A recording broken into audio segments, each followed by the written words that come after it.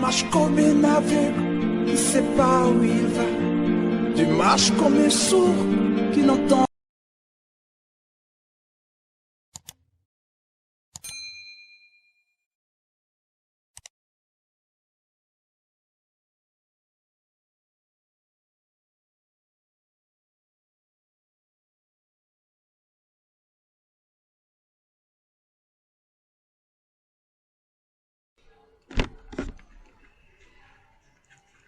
Bien-aimés dans le Seigneur, bonjour, et bonsoir. Nous sommes heureux de nous retrouver encore pour la continuité de notre enseignement sur le démon du mois d'avril. Ainsi, je vais donc laisser la parole au pasteur Nestor pour pouvoir nous recommander encore au Seigneur et ramener toute pensée à l'obéissance de Christ. Gloire te soit rendue, Seigneur, Dieu Tout-Puissant. Je nous fais grâce encore ce soir et à ce moment d'être ici en ton nom pour, Seigneur Dieu, ce partage.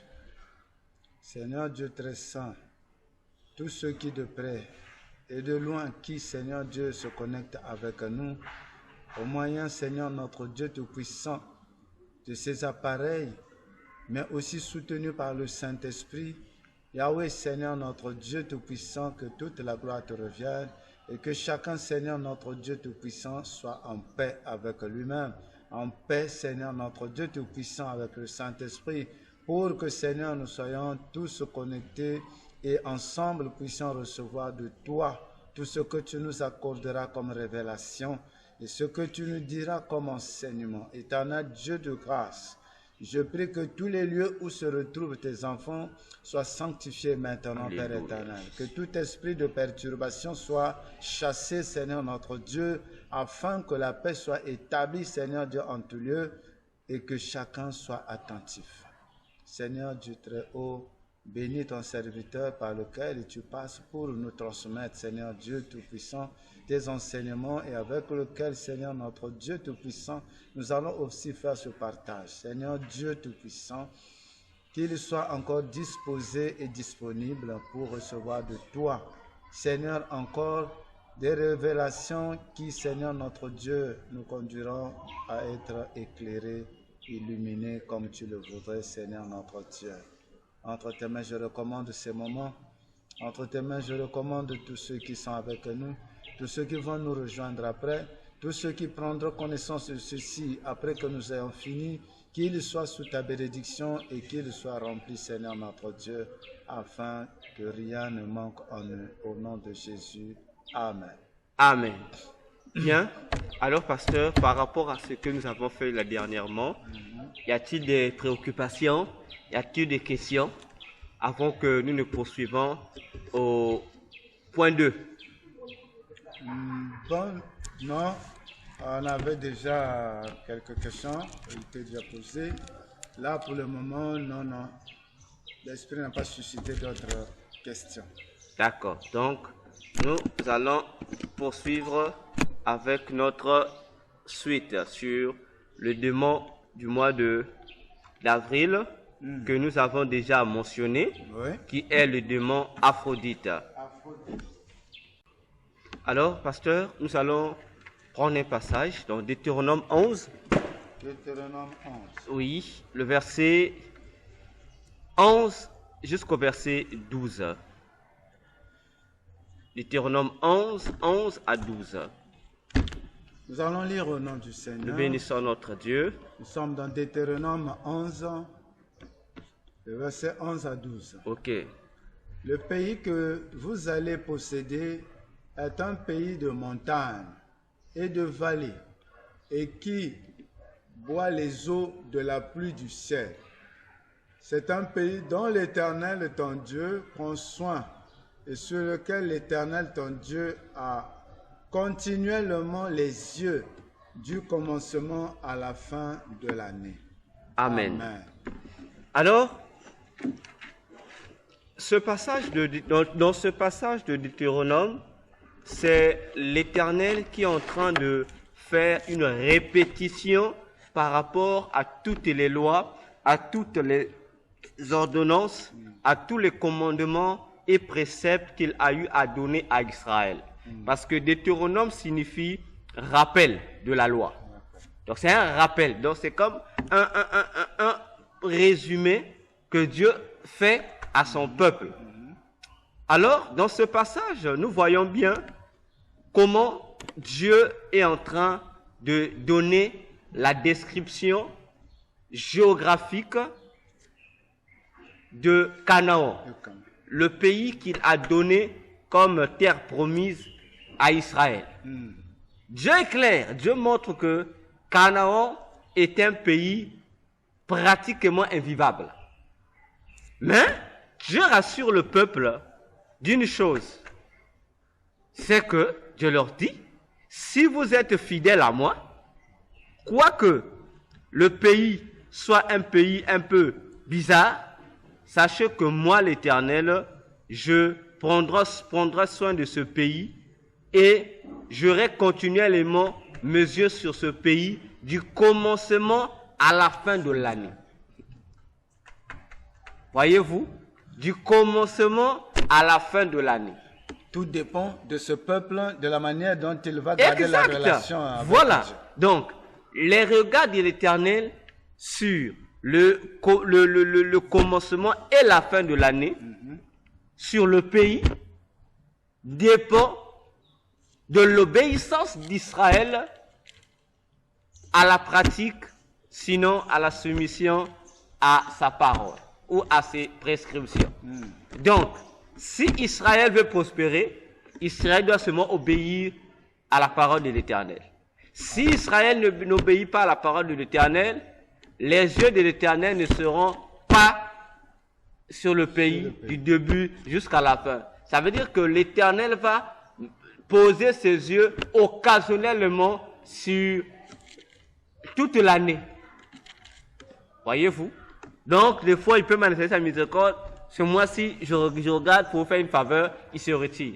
Mais s'il y a obéissance, cela signifie que du début jusqu'à la fin de l'année, celui qui se reconnaît appartenir à l'Éternel n'aura pas à s'inquiéter. Parce que le Seigneur prendra soin de lui. Et c'est ici que nous rejoignons ce que Jésus disait dans Matthieu 6, du verset 30 jusqu'au verset 34, où il disait aux disciples de ne pas s'inquiéter, parce que de même que si Dieu prend soin des oiseaux et des herbes, Dieu également prendra soin d'eux tous les jours. Et il leur dit, à chaque jour suffit sa peine. Mais vous, cherchez premièrement le royaume des cieux et sa justice, et le reste vous sera donné. Parce que votre Père céleste sait de quoi vous avez besoin. Voyez-vous, nous sommes en train de parler sur les mystères du temps et particulièrement sur les démons qui influencent le moi.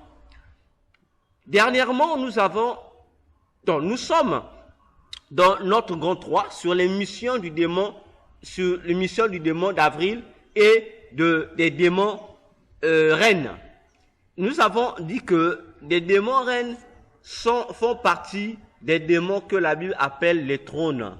Les démons qui jouent le rôle des divinités pour imposer leur volonté aux autres esprits, comme le dirait Jésus dans Matthieu 6, en nous montrant comment prier, versets 9 à 10, où il dit, lorsque vous priez, dites, notre Père qui es aux cieux. Donc, ces démons reines ou ces démons reines-mères jouent également ces fonctions-là. Nous l'avons vu dans Jérémie 7, où on a vu comment le peuple d'Israël allait offrir à une reine du ciel, dont nous avons précisé qu'il s'agissait non de Marie, Margot, la Vierge Marie comme telle, mais d'Aphrodite, la déesse de la beauté, de la fertilité de l'amour et de la femme. Alors, nous comprenons ici que le mystère sur le temps a une importance. Parce que certains m'ont dit que c'est inutile de faire un enseignement sur les démons mensuels, c'est inutile parce que nous avons la foi. La foi nous suffit. Mais ici, on se pose la question. Lorsque les regards de Dieu du commencement à la fin de l'année dépendent de quoi? De la foi? Non. De l'obéissance à la parole de Dieu. Ici, il est question d'obéir. Il n'est pas question de douter à la parole. Non, mais d'obéir au commandement que Dieu va donner. Or, l'obéissance au commandement ici évoque des principes que nous devons pratiquer et non la foi. Parce que la foi, presque tous les chrétiens ont la foi. Mais ce qui fait la différence entre tous ces chrétiens, c'est qu'il y a moins de chrétiens qui obéissent à la parole. Vous verrez un chrétien qui a la foi, mais qui ne marche pas conformément à la parole, mais il garde la foi. Il ne marche pas dans la sainteté, mais il garde la foi. Il croit au moins, ici Dieu avait dit, il fera, mais il garde ça. Mais en ce qui concerne les prescriptions qui nous amènent à éviter ou à fuir le péché, lui, il n'est pas là-bas. Alors, ne pas connaître les démons mensuels est également un danger. Pourquoi un danger? Nous allons suivre encore un passage biblique dans 2 Corinthiens 2, verset 11. 2 Corinthiens 2, verset 11. On va paraphraser une déclaration de Paul. Paul dit, afin de ne pas laisser à Satan l'avantage sur nous, car nous n'ignorons pas ses desseins. Je répète, afin de ne pas laisser à Satan l'avantage sur nous, car nous n'ignorons pas ses desseins. Nous savons déjà que lorsque nous parlons des desseins ici, il s'agit des projets, des plans qu'une personne, voilà, des activités qu'une personne met en jeu pour un objectif précis. Et c'est ici Paul, lorsqu'il parle, aussi on remonte un peu, il était en train d'exhorter les saints en ce qui concerne l'esprit du pardon, que les saints devaient se pardonner les uns les autres et savoir manifester la charité en Christ entre eux. Et c'est là où il vient pour dire que pourquoi pratiquer l'amour, pratiquer le pardon, il dit c'est pour ne pas donner à Satan le pouvoir d'avoir un quelconque avantage sur nous. Deuxièmement, parce que nous n'ignorons pas ses projets, ses plans. Nous comprenons ici, avec l'apôtre Paul, qu'il est important pour tout chrétien d'être en avance par rapport à Satan et de connaître les plans, les projets, les stratégies, les activités que Satan a déjà eu à concevoir. Parce que ignorer une seule activité de Satan est un grand danger. De surcroît, dans 1 Pierre 5, le verset 8, l'apôtre Pierre nous dit aux enfants de Dieu, il ne s'adresse pas aux païens, mais aux enfants de Dieu, il nous dit d'être sobre et de veiller. Parce que notre adversaire, le diable, rôde comme un lion rugissant, cherchant qui il va dévorer. Donc nous comprenons que tout autour des enfants de Dieu, Satan est là. Il rôde. Donc il nous surveille. Donc Satan est comme il joue le travail d'un service secret qui a pris pour cible tous les chrétiens et il est là. Il tourne seulement autour de nous. En tournant, qu'est-ce qu'il fait? Il n'est pas en train de tourner pour perdre son temps.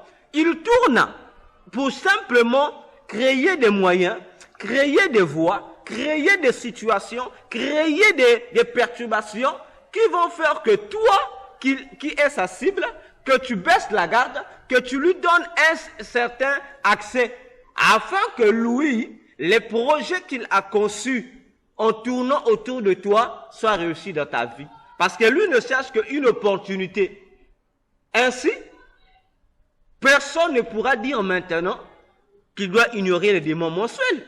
Parce que il y a certains combats, comme je sais de le répéter, auxquels nous sommes confrontés chaque année, n'ont rien à voir avec les sorciers des familles, n'ont rien à voir avec les sorciers du quartier, n'ont rien à voir avec les féticheurs qui habitent le pays, mais c'est un problème qui concerne les démons du moi.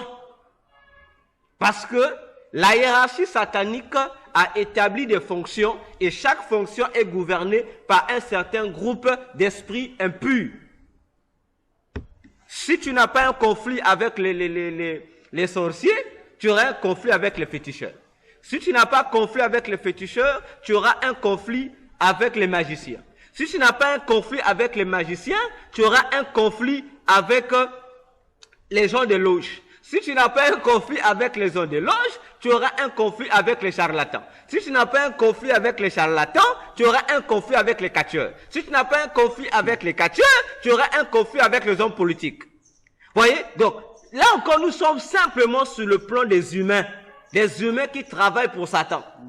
Donc, si tu rates ces humains-là, donc, autrement dit, si tu réussis à surpasser ces humains-là, à ce moment-là, tu seras maintenant en conflit avec les esprits méchants dans le lieu céleste. Au fur et à mesure, tu iras aux principautés. Après les principautés, tu auras aux autorités. Après les autorités, tu auras les dominations. Après les dominations, tu auras les trônes. Et après le trône, tu auras les divinités. Et une fois que tu surpasses tout ce monde-là, à ce moment-là maintenant, tu vas atteindre ce qu'on appelle l'armée de Satan ou la puissance de l'air. Voyez-vous? Alors, chacune plutôt de ces catégories de Satan ont des missions spécifiques. Ainsi, comme on disait tout à l'heure avec l'apôtre Pierre, que Satan rôde comme un lion rugissant. Alors, pasteur, Satan n'est pas omniprésent? Non. Mais comment Satan fait-il pour rôder autour de chaque enfant de Dieu? C'est par ses ministres. Ok. Donc, vous comprenez ici, comme j'ai toujours dit, dans la Bible, lorsqu'on dit Satan, c'est pas forcément Satan parce que le mot Satan veut simplement dire adversaire. La Bible présente Satan comme le serpent ancien. Mais ici, Pierre dit comme un lion rugissant. Attention, ici, il présente une autre catégorie ou une catégorie des esprits. Or, lorsque nous parlons du lion, nous le savons que le lion nous amène la royauté. Donc, nous comprenons déjà ici avec Pierre que les esprits de contrôle que Satan met tout autour de chaque chrétien nous renvoient déjà, si nous regardons dans la hiérarchie satanique, que Éphésiens 6, 10 jusqu'à 17 a eu à représenter, bon, eux s'arrêtent de 10 à 12, oui. On va voir, ça nous ramène aux principautés. Éphésiens 6, verset 12, qui les cite, ça nous ramène aux principautés. Parce que le mot principauté, c'est ce qui ramène au prince ou encore au roi. Or, l'esprit des principautés, les démons principautés, ce sont ceux-là que nous appelons couramment par des esprits territoriaux. Nous nous rappelons dans Daniel 10, les esprits territoriaux qui gèrent les nations à partir des totems que porte chaque nation. Parce que chaque nation est représentée par un animal donné. On va le remarquer que lorsque nous voyons les États-Unis sont représentés par un animal. Cet animal, c'est souvent ce que nous confondons avec l'aigle. Bon, quoique c'est comment on l'appelle, le pigouin, c'est un animal, un oiseau, qui a les ressemblances avec l'aigle, mais il n'est pas l'aigle. Souvent, on le représente là. Les États-Unis, c'est un démon également, cet aigle-là. Mais l'animal qui représente l'Amérique, c'est cet animal qu'on appelle Chicago. Chicago Bulls. Chicago Bull. En fait, c'est comment on appelle ça? C'est un taureau. C'est un taureau. Ici, lorsque vous allez en Amérique, dans le plan occulte, le démon territorial qui gère l'Amérique, c'est ce démon-là, Chicago. Parce que l'aigle, lui, gère dans un autre domaine. Mais le démon territorial, c'est Chicago. Souvent, lorsque vous entendez un pays, par exemple, on dit, tel pays, ce sont des éléphants. La Côte d'Ivoire. On dit que spirituellement, le démon qui contrôle la Côte d'Ivoire, c'est un éléphant. qui est aussi devenu pour nous ici parce que... Mais oui, mais c'est ça l'objectif. C'est ça l'objectif. Vous voyez? C'est ça l'objectif en fait. C'est ces démons-là qui s'incarnent le plus souvent dans les armoiries de l'État. Ce sont eux. Ils sont là. Donc, on comprend pourquoi 1 Pierre 5, 8 nous parle de cette fonction-là de service secret qui tournique autour de chaque chrétien.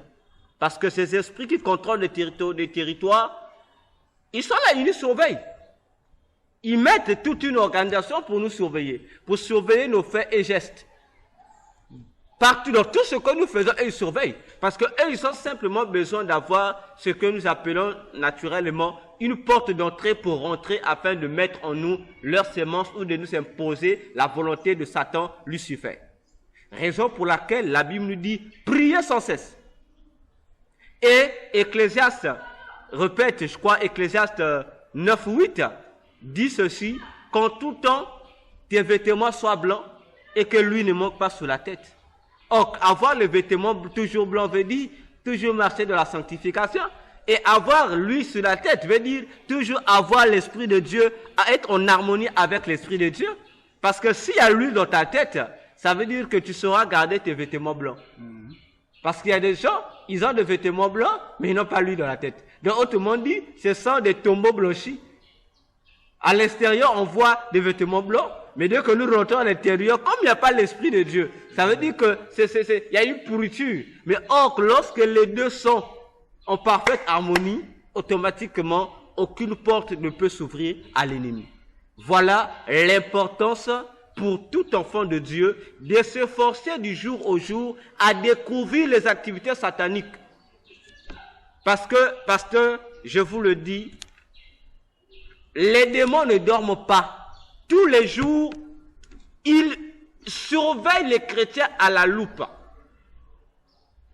À tel point que cette surveillance 24 heures sur 24 leur amène à créer de nouvelles stratégies pour mieux combattre les chrétiens et l'Église de Jésus-Christ. Imaginez-vous, eux aussi ils étudient la parole. Oui. Ils étudient la parole pour voir comment faire pour amener les chrétiens à pécher. Parce qu'ils connaissent les Écritures.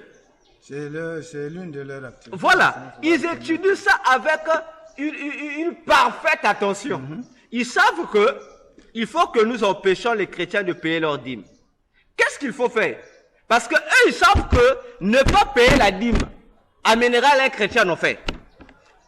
Mais payer la dîme n'amène pas forcément un chrétien au ciel. Voyez-vous? Maintenant, eux, ils prennent le côté de la négativité là, les conséquences là. Parce qu'ils savent qu'un chrétien qui ne paye pas sa dîme, il sait que non seulement que ce chrétien sera pauvre et n'aura pas assez de percées sur le plan économique, ils savent aussi que ce chrétien aussi a 1000 chances à cause de la non-donne de la dîme d'aller en enfer. Pourquoi? Et ils vont mettre les stratégies. Ils vous diront, lorsque tu donnes la dîme, ce sont les hommes de Dieu qui vous ça, c'est pas Dieu. Ils créent des doctrines comme ça. Ils créent encore des doctrines qui disent que la dîme n'est plus d'actualité, c'était l'Ancien Testament. C'est-à-dire qu'ils créent des doctrines que la Bible appelle que les doctrines des démons. Et l'apôtre, c'est le Saint-Esprit qui le disait par l'apôtre Paul que dans les derniers temps, les gens abandonneront la sainte doctrine pour s'attacher aux doctrines des démons. Maintenant, lorsque toi tu t'adaptes à une doctrine des démons, ça veut dire que chaque doctrine a pour objectif de te lier à un esprit. Parce que Jésus disait dans Jean 6, le verset 63, il disait, les paroles que je vous ai dites sont esprit et vie. Alors, si la doctrine de Jésus produit en nous la vie et nous lie à l'esprit de Dieu, ça veut dire que les doctrines des démons font l'inverse, produit en nous la mort et nous lie à l'esprit qui a inspiré cette fausse doctrine. Donc du coup, tu es perdu. Tu es perdu. Tu es perdu. Et c'est là que Dieu se prononce dans Osée 4, 6. Que les gens ne lisent pas bien. Pasteur, lisez-nous Osée 4, 6 bien. Parce que les gens ne lisent pas ça bien. Pour que les gens comprennent quels sont les dangers de l'ignorance. Mon peuple est détruit parce qu'il lui manque la connaissance. Puisque tu as rejeté la connaissance, je te rejetterai et tu seras dépouillé de mon sacerdoce. Ok. Puisque tu as oublié la loi de ton Dieu, j'oublierai aussi tes enfants. Ok. Verset 7. Non, on s'arrête à 6. Souvent, on s'arrête seulement, mon peuple périt parce qu'il manque de connaissances. Mais la suite que Dieu continue, là, on ne fait pas attention à ça. Qu'il y a un rejet, et non seulement de l'individu qui ignore la parole de Dieu, mais la conséquence de cette ignorance tombe aussi sur la famille de la personne. Donc nous voyons que non seulement que l'ignorance est un danger que tout homme doit éviter sur le plan physique, mais également sur le plan spirituel. Et l'apôtre Paul a eu raison de dire que nous ne devons pas laisser à Satan l'avantage sur nous, parce que laisser à Satan l'avantage sur nous signifie que nous ignorons ses desseins. Or, le Dieu doit avoir le Père. Pour empêcher que Satan ait le dessus sur nous, ça veut dire qu'il nous faudra, un, connaître la loi de notre Dieu, deux, connaître la loi de Satan. Pour connaître la loi de Satan, donc c'est l'intervention du Saint-Esprit qui nous amène. Mais voilà, la connaissance de la loi. On dit la loi, le code de la route. Lorsque tu médites la parole, le puissant 119 nous a donné tous les secrets de la parole de Dieu. Parce que lorsque vous lisez le puissant 119, on vous donne toutes les révélations sur l'importance de la parole de Dieu. Parce que c'est elle qui t'éclaire, qui va te donner l'intelligence de découvrir ce qui est caché. Tu sauras, non, ça c'est le diable. Jésus, Satan l'a tenté dans Matthieu 4. Satan n'est pas venu avec une fausse doctrine. Non. Il a apporté la même parole, mais mise hors leur contexte. Jésus fait ceci, il est écrit. Jésus aussi répondait. Mais si Jésus ne lisait pas la parole, ou ne connaissait pas la parole, Jésus allait dire, oui, Satan a raison, c'est écrit. Et c'est là que l'ennemi nous met en erreur. Parce que chaque jour doit être préparé spirituellement. D'après le psaume 91. Ce n'est pas nous qui avons écrit le psaume 91, c'est Moïse qui l'a écrit. Mais comment Moïse décrit ces réalités-là? Comment Moïse a-t-il su que le matin, il y a une... Comment Moïse appelle ça? Il dit, le matin, il y a une flèche qui court le matin, et à midi, il y a la peste qui est là, et la nuit, il y a des terreurs qui vous versent. Ça veut dire que les trois éléments constituent ce que le juif appelle les trois grandes parties d'une journée. Et nous comprenons que ces trois parties sont combattues. Parce que chaque partie est comme assignée à une catégorie d'esprit qui vient combattre. Mais si toi tu n'as pas parlé la matinée, ça veut dire que la flèche qui court le matin va t'atteindre. C'est une flèche. Il y a une flèche qui est tirée. Bon, là, on nous parle seulement dans un terme globaliste. Mais il y a combien de démons qui tirent ces flèches-là? Sans compter le sorcier. Sans compter le féticheur du quartier. Voilà, voyez-vous. Bon, maintenant, par rapport à toutes ces flèches, si toi, l'enfant de Dieu, le matin, tu n'as pas eu le soin de préparer ta journée. Comme dit Ephésiens 6, que ayez avec vous le bouclier de la foi pour éteindre les traits enflammés du diable. Attention, les traits enflammés là, il s'agit de quoi? Il s'agit des mêmes flèches. Mais cette fois-ci, on te dit que la flèche là n'est pas une simple flèche de la forêt, mais c'est une flèche au sommet duquel on met, sur la tête desquelles on met le feu. Donc, d'abord, pour que la flèche t'atteigne, si tu barres, la flamme là va détruire ton bouclier pour permettre à ce que la flèche t'atteigne. Mais si tu n'es pas préparé le matin, problème. À midi aussi, tu ne peux pas parler, là maintenant c'est pire. Là, on te dit que c'est les pestes. Donc, les maladies qui vont t'atteindre. Si on te rate à midi, on va te recevoir le soir. Parce que le soir, les terreurs maintenant sont là. Donc, du coup, ça c'est seulement une journée. Mais pourquoi ne pas préparer également le mois? Et ne pas préparer notre année également? Parce que nous l'avons dit au début de notre cours sur le mois de janvier. On a dit que les chrétiens ont souvent pris cette habitude d'attendre le 31, la nuit du 31 décembre, pour faire les réveillons afin de préparer l'année qui vient.